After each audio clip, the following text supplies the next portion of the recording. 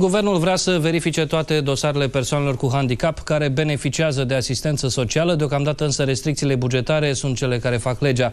La Cluj-Napoca, de exemplu, zeci de însoțitori personali și-au pierdut statutul, iar autoritățile locale spun că nu mai sunt bani. Ana Pălău are 61 de ani și la începutul acestui an a suferit o intervenție chirurgicală, în urma căreia i-a fost amputat un picior.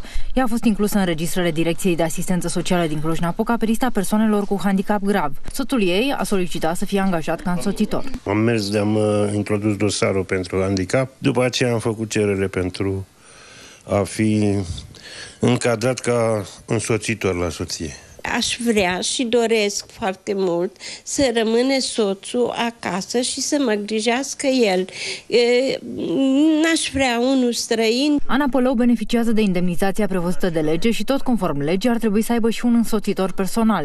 Acest drept este însă refuzat sistematic de municipalitate. În acest moment, toate cererile venite în acest an din lipsa resurselor bugetare aferente au fost lăsate în așteptare. Pe de altă parte, reprezentanții Ministerului Muncii au anunțat că în perspectiva unei noi legi a asistenței sociale, statul va verifica atent toate cazurile persoanelor cu dizabilități. Am trimis la Comisia de Reevaluare aceste persoane pentru a decide dacă beneficiază sau dacă sunt încadrate în mod corespunzător. Nu ne dorim ca persoane care pot să obțină un loc de muncă sau care nu doresc să muncească să mai obțină aceste beneficii. Controalele din ultima perioadă au redus cu 20% numărul celor care beneficiază de ajutoare din partea statului. În studio comentează subiectul domnul Francisc Simon, președintele Organizației Naționale a Persoanelor cu Handicap, iar la telefon ar fi trebuit să se afle domnul secretar de stat în Ministerul Muncii, Nicolae Ivășchescu. Din păcate înțeleg că dânsul și-a închis telefonul. Sper că este doar un accident, sper că nu se ascunde de niște oameni care au probleme, care au dizabilități și nu este cel mai elegant mod de a nu răspunde la niște întrebări. Domnule Simon, bine ați venit la Ora de Știri. Bună seara, bine v-am găsit. În primul rând aș dori să pornim de la cazul pe care l-am văzut mai devreme, adică am înțeles că nu mai suntem stat social, am înțeles că s-a abuzat mult de aceste ajutoare pentru persoanele cu handicap, cu dizabilități, dar era clar, acea femeie avea un handicap fără putință de tăgadă. Cu ce a greșit ea? De ce soțul ei nu poate să-i fie însoțitor? Din păcate, măsurile de austeritate care se iau în ultimul an, s-au luat în ultimul an și în prezent, nu sunt în măsură să ducă la realizarea tuturor măsurilor ca persoanele cu dizabilități să aibă o calitate a vieții ridicată, așa cum încearcă să justifice guvernul prin măsurile pe care le ia. V-aș întreba eu, în baza cărei legi din țara asta femeia respectivă nu are, omul, bărbatul doamnei respective nu are dreptul legea nu există. Există ordonanța 80 a guvernului, ordonanța de urgență a guvernului 84 din septembrie 2010, care, printre altele, modifică legea de protecție a persoanelor cu handicap din 2006, legea 448, și această ordonanță de urgență, printre altele,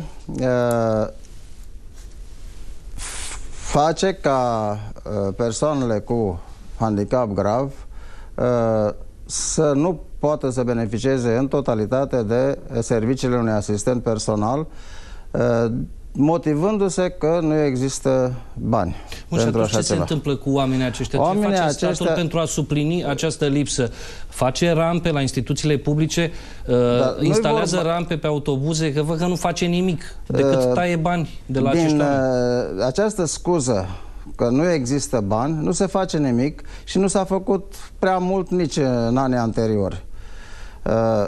Ca persoanele cu dizabilități să aibă o viață demnă, trebuie ca societatea să aibă grijă de ele și, în special, statul să investească în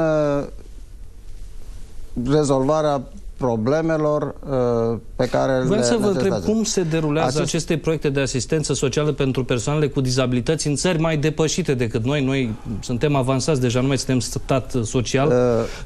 În statele alea mai depășite, care sunt state sociale, cum se întâmplă? În statele acelea depășite de care spuneți noastră, în niciun caz nu s-au luat măsuri în anii aceștia de criză pentru micșorarea veniturilor persoanelor cu dizabilități. Se știe că persoanele cu dizabilități sunt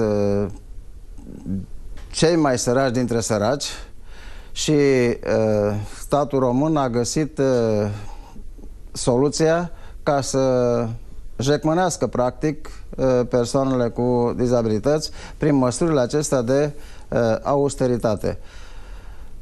Punctul nostru de vedere este clar.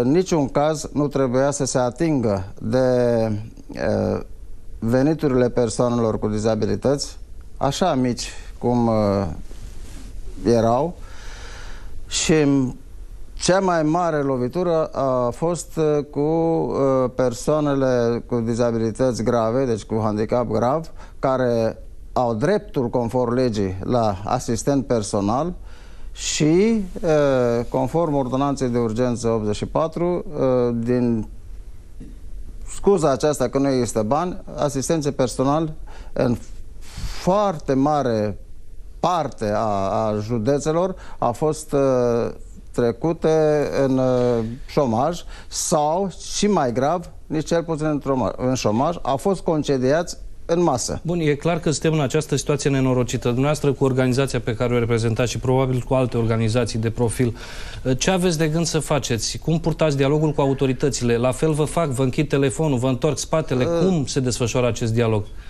Există un dialog cu autoritățile, dar din păcate este un dialog fără rezultate. În sensul că atunci când ne întâlnim față în față, sunt promisiuni, ne dau crezare în ceea ce susținem noi și în realitate fac cum vor ei. Am înțeles. Aș dori să vă întreb câte persoane sunt înregistrate, sunt afectate, sunt persoane cu dizabilități, cu handicap? Statistica din România, așa cum știm, de-a lungul anilor niciodată n-a arătat realitatea din punct de vedere social.